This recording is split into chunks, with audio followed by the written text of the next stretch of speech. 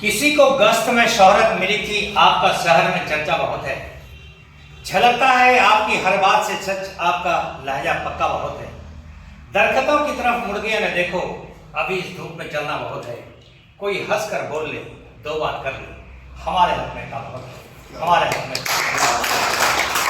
दोस्तों, सबसे पहले मैं आपको सिविल डिफेंस अकादमी में स्वागत करता हूँ। ये एक ट्रस्ट है, इसका नाम है सिविल डिफेंस अकेडमी। तो इसमें आज हम दूसरा भाषण आपको देंगे, बहुत सूक्ष्म भाषण देंगे हिंदी में, क्योंकि हमारे जो श्रोता हैं यूट्यूब पर या फेसबुक पर या व्हाट्सएप पर जो भी हैं वो अधिकांश हिंदी भाषी हैं। तो इसलिए मैं आज आपको हिंदी में देश की, देखिए हम लोग सब वेटरन हैं और हम में से अधिकांश किसान हैं, और देश में आज समस्या चल रही है कृषि कानून पर। कृषि कानून आज एक बड़ा हॉट टॉपिक है। तो इस पे मैं तो न तो किसानों के फेवर की बात करूंगा, न सरकार के फेवर की बात करूंगा। मैं सिर्फ सच बोलूंगा जो हमें सोचना चाहिए। मैं सिर्फ कॉमन सेंस की बात करूंगा, क्योंकि मैं एक किसान भी हूं और मैं एक जवान भी हूं, और वैसे आप भी हैं। तो आइए आपको अगले चंद मिनट में मैं बहुत शॉर्ट में कृषि कानून पर एक छोटा सा भाषण देता हूं। पहले तो ये बताइए, मैं बताता हूं आपको कि कृषि कानून का उद्देश्य क्या है। देखिए, संतुलित मात्रा में उपज पैदा हो सके और उस उपज का मेहनत करने वाले किसान को सही समय पर, माफ कीजिएगा, सही समय पर और सही उचित दाम में उसको उसका पैसा मिल जाए, और ये सारा जो प्रोडक्शन है, उपज है, ये संतुलित होनी चाहिए। तो ये बेसिकली सरकार का कानून आने के यही कारण है। सरकार चाहती ही वही है कि किसान का भला हो, उसको समय पर उसकी बिक्री हो जाए, उसको अच्छा पैसा मिले और संतुलित उपज हो। संतुलित उपज का मतलब यह है कि अगर पूरे देश में अधिकांश, आधे देश में अगर ओनली गन्ना बोना शुरू कर देंगे लोग, तो क्या होगा? उसकी कीमत मिलेगी ही नहीं आपको सही। उसकी आप सप्लाई इतनी बढ़ा देंगे कि उसकी डिमांड खत्म हो जाएगी। आजकल लोगों ने चीनी खाना बंद कर दिया है, अधिकांश लोग डायबिटीज से परेशान हैं। तो चीनी की जब इतनी डिमांड ही नहीं है, आप गन्ना ही उगाए जाएंगे। मैं एक किसान के पॉइंट ऑफ व्यू से इस बात को बता रहा हूँ आपको, क्योंकि मैं बहुत किसानी किया हूँ। किसानी के हर गुण मेरे को मालूम है। धरातल पर किसान कैसे काम करता है ये मुझे मालूम है। इसलिए संतुलित उपज का मतलब ये है कि देश में मशरूम भी उगे, अंडा भी पैदा हो, दूध भी पैदा हो, चावल गेहूं भी पैदा हो, सब्जियां भी हो, फ्रूट्स भी हो। तो ये सारी चीजें, ये इसकी परिभाषा हो गई कि संतुलित उपज पैदा करके किसानों को उसका सही दाम देना और सही टाइम पर उसको बिक्री करना, ये कृषि कानून का मुख्य उद्देश्य है। Common sense. अब जो काम सरकार खुद ही करना चाह रही है, उस पर एज ए किसान में आज तक कोई नहीं कर रहा था उसको। आज तक कोई कृषि कानून आया? आप बताइए, 72 साल हो गए, कोई कृषि कानून तो आया नहीं। अभी जब कृषि कानून हमारी भलाई के लिए आ रहा है, तो इसको जब तक आजमाया ना जाए आपको उसका पता ही नहीं लगेगा। तो ये मैं आपको एक छोटी सी परिभाषा इसकी बताई। अब देखिए इसमें समस्या क्या है। समस्या ये है कि पहले 72 साल से कृषि चलता है, जैसे चलता है चलते रहने दो। आपको मालूम है गांव में कैसे होती है खेती? खेती गांव में ऐसे होती है, अरे वो फलाना यार गेहूं के लिए वो खेती जोतने लग गया, तो चलो हम भी जोतने लग जाए। अरे उसने तो वो डाल दिए, पंजरी डाल दी उसने धान की, अरे चलो हम भी डाल देते हैं। अरे वो तो गुड़ाई करने लग गया, चलो हम भी गुड़ाई करते हैं। देखते देखते मतलब नॉर्मल तरीके से देश 72 साल से कृषि चल रही है, भगवान भरोसे चल रही है। इसीलिए किसान परेशान भी है, क्योंकि उनको उसका सही दाम मिलता नहीं है और कभी कभी तो सही कीमत भी नहीं मिलती है। दूसरा, इसमें कोई सिस्टम ही नहीं है और बिचौलिए बहुत हैं। इसमें बिचौलिए बहुत हैं, अधिकांश बिचौलियों के द्वारा चलता है। बिचौलियों का मैं आपको सिस्टम बताता हूँ। देखिए, मैं तो हिल्स का रहने वाला हूँ। हमारे इलाके में मैं जब बच्चा था, आज से 50 साल पहले की बात बता रहा हूँ आपको, 50 साल से पहले एक ही प्रकार का व्यक्ति आता था चीजें घर से खरीदने के लिए, वो थी मिर्च। न तो वो गेहूं को पूछता था, न चावल को, न कौदों को, न रागी को, किसी को नहीं, न आलू को, न एप्पल को। कोई भी फ्रूट्स भी खरीदने के लिए वो आते नहीं थे घर में, गांव में खाली मिर्च खरीदने के लिए आता था। तो इसका मतलब ये है कि कोई सिस्टम ही नहीं बनाया सरकार ने चीजों को बेचने का। आप पहाड़ी इलाके में चले जाइए, अभी भी लोग घर में नहीं जाते हैं कोई खरीदने के लिए। जाते हैं क्या आप लोग? कई लोग उस इलाके के यहाँ पर ऑलरेडी हैं, नहीं जाते हैं। तो ये भी सिस्टम सुधारने का सरकार का प्लान है। अब ये जब समस्याएं बाबा आदम के जमाने से चल रही हैं, तो इस समस्याओं का उपाय क्या है? इसका उपाय तो एक वही है कि पहले कानून बना दिया जाए। कानून बनाने के बाद उसको थोड़ा आजमाया जाए। आपने कानून बना लिया, उसको आप 1 साल आजमाइए।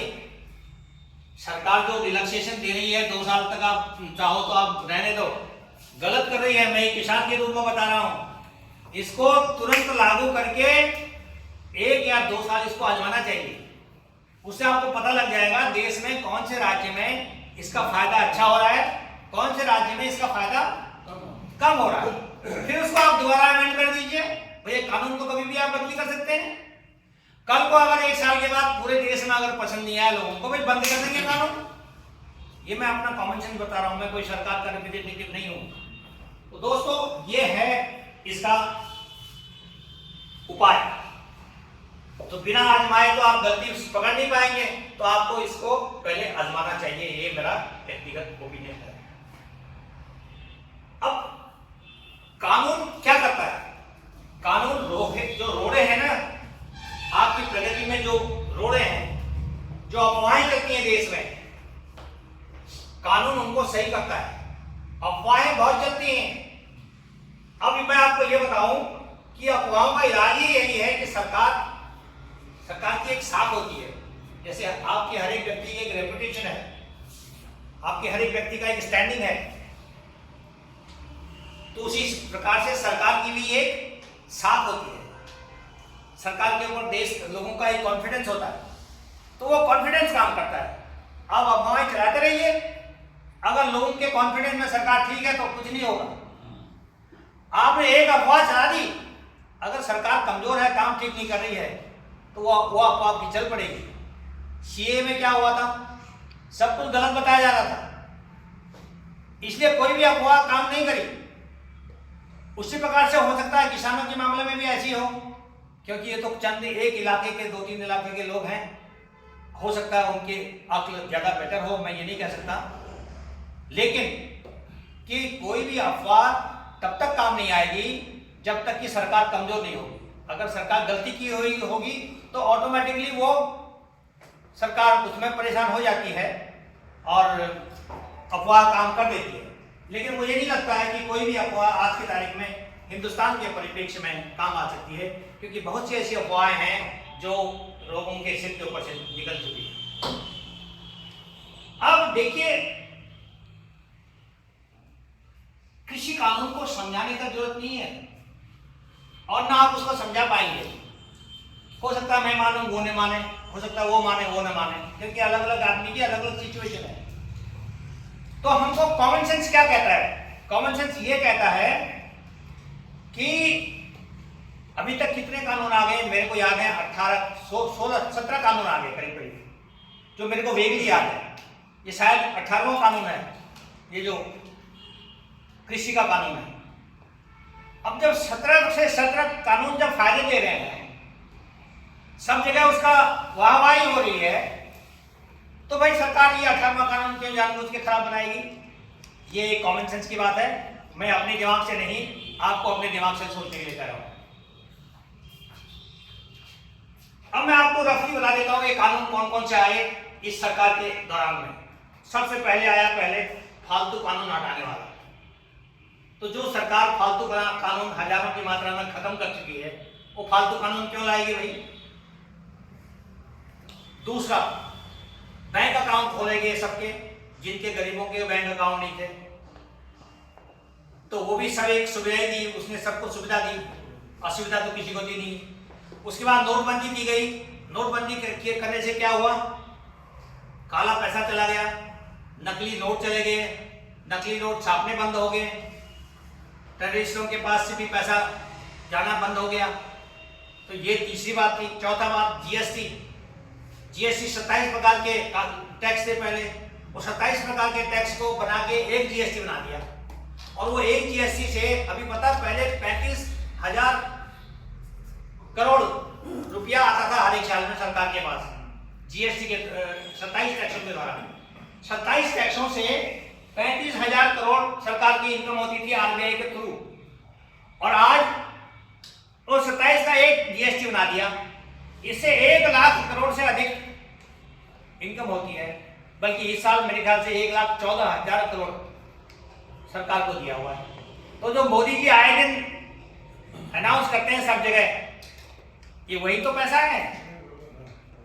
तो आप ये लगा लीजिए कि जब पहले 35 और इसी 5-6 साल में ये 1,14,000 पहुंच गया, तो ये 72 सालों से क्या हो रहा था भाई? तो वो चलता है वाला सिस्टम काम कर रहा था भैया, सब कुछ चलता है। तो अगर ऐसे सब होता तो अभी तक देश कहां का कहां पहुंच जाता। मैं सिर्फ आपको अवेकनिंग दे रहा हूं, मैं कोई आपके साथ कोई पॉलिटिक्स कर रहा हूं, मैं खाली सामाजिकता से आपको अवेकनिंग दे रहा हूं। अगर आपको मेरी बात अगर गलत लगे तो आप आकर मुझे बता दे सकते हैं कि सर ये बात गलत थी। उसके बाद दवाइयाँ, भैया हार्ट की जितनी भी दवाइयाँ हैं, उनके इक्विपमेंट है, सारे सस्ते हो गए, जेनरिक मेडिसिन चालू कर दी। उसके बाद रेरा के द्वारा क्या हुआ, लोगों की आपने ऊंची ऊंची बिल्डिंगें बनाना शुरू कर दिया, तो जमीन सरकार की और किसानों की जमीन बचा दी। नहीं तो कितनी मात्रा में लोग बड़े बड़े माल बना रहे हैं, अलग अलग जगह फैले जा रहे हैं, वो सिस्टम आ गया था। और इससे दोनों प्रकार का काम सही हो गया, लोगों को घर भी मिल रहे हैं और मकान भी बन रहे हैं। उसके बाद डिजिटलाइजेशन हो गया। पहले लोग थैली लेके जाया करते थे, आज तो आपको पर्स की भी जरूरत नहीं है, खाली मोबाइल चाहिए आपको, लगाइए वहां और पैसा पेमेंट कर दीजिए। तो ये सब सुविधाएं हुई हैं।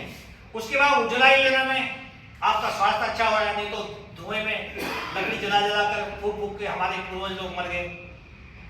उसी प्रकार से जनधन योजना में भाई 6,000 रुपया हर एक किसान के उसमें जा रहा है। ये सारे कानून पहले आए हुए हैं ना। सुकन्या योजना में आज तक आप लड़की की शादी होगी, उसमें माँ बाप को चिंता करने की जरूरत ही नहीं है। सुकन्या योजना इतनी अच्छी है, ऑटोमेटिकली हो जाएगी उसकी शादी, इतना पैसा तब तक जमा हो जाएगा, उसको सारे गिफ्ट मिलेंगे, उसके सुकन्या योजना में जाएंगे, जितना पैसा मिलता है उसको। अभी हमारी बच्ची भी इतनी ही है, काफी पैसा इकट्ठा हो गया, और हम तो एक एक पैसे के लिए मरते रहे। जब तक 12वीं कक्षा में था पैसे नहीं होते थे पेन खरीदने के लिए। तो ये है शासन दोस्तों।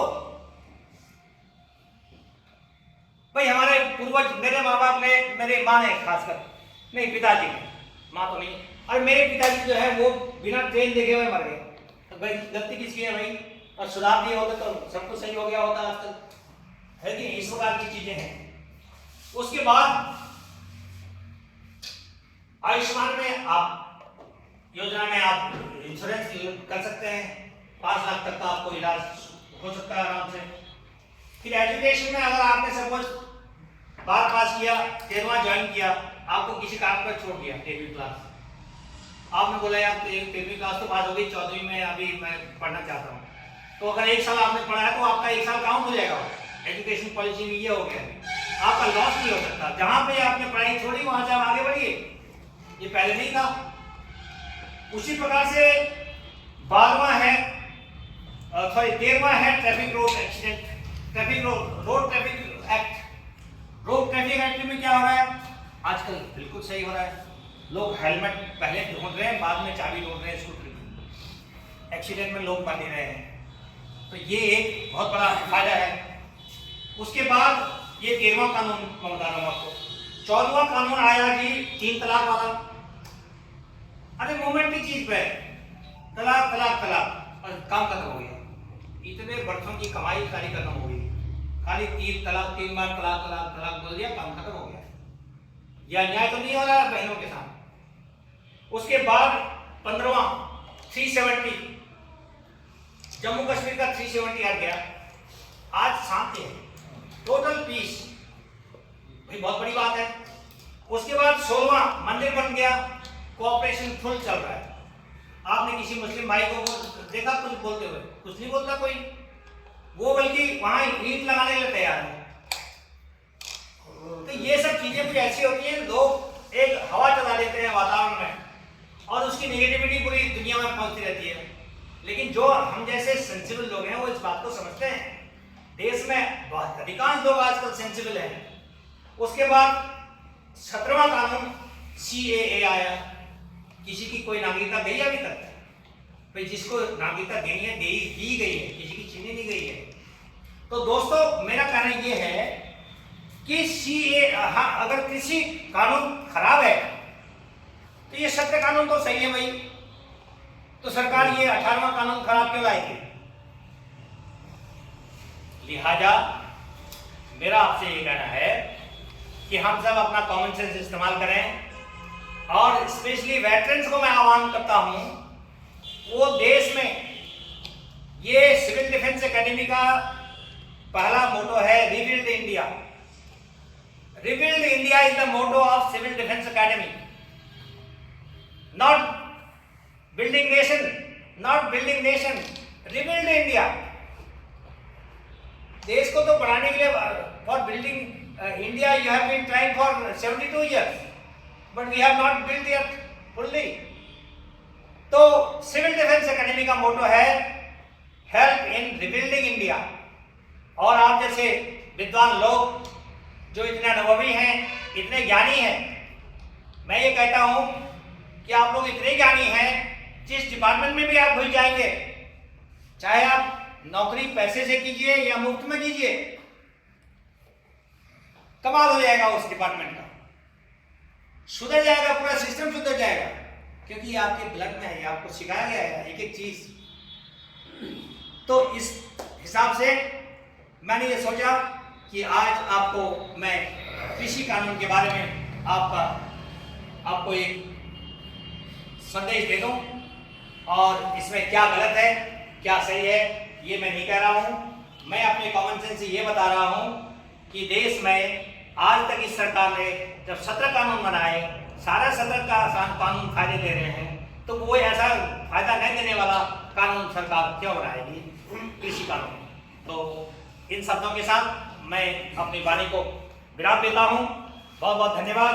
और अगर आप में से किसी का कोई सवाल है तो आप बोल सकते हैं, एक बार तालियां हो जाए। सर यहीं पर मैं सेंटर से बोलना चाहता हूँ, सरकार को इस कानून को सभी स्टेट के ऊपर छोड़ देना चाहिए। हाँ, जो स्टेट चाहे लागू करे, जो स्टेट चाहे ना लागू करे। सही है, बैठिए। तो उसमें पता चल जाए कौन सा स्टेट कितना आगे जा रहा है। करेक्ट, 3 स्टेट है।